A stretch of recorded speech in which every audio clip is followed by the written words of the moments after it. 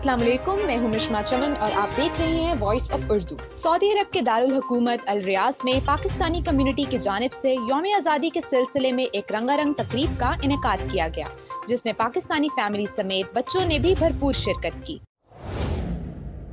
तकरीबात में मर्दों ने यौम आज़ादी के दिन की मुनासबत से खुसूसी तौर पर सब्ज़ हलाली परचम के साथ मखसूस मलबूसात ज़ेब तन किए और सब्ज़ हलाली परचम की झंडियों और गुब्बारों से सजाई गई तकरीब में खूब सेल्फियां और पाकिस्तान जिंदाबाद के नारे लगाकर आज़ादी का लुत्फ उठाया। तकरीब के ऑर्गेनाइजर शहरियार खान, अली हसनैन, रियाज खान, सज्जाद शौकत, शाहरुख और जीशान आरिफ का इजहार ख्याल करते हुए ये कहना था कि दयारे गैर में यौम आज़ादी मनाने का मकसद इस दिन की अहमियत को उजागर करना है ताकि हमारी आने वाली नस्लों को आज़ादी जैसी नेमत का अंदाजा हो सके। तकरीब में सब्ज़ हलाली परचम से बना केक भी काटा गया और शुरका ने आज़ादी का जश्न मनाते हुए खूब सेल्फियां और वीडियोस बनाई और बच्चों ने पाकिस्तानी नगमे गाकर खूब इंजॉय किया।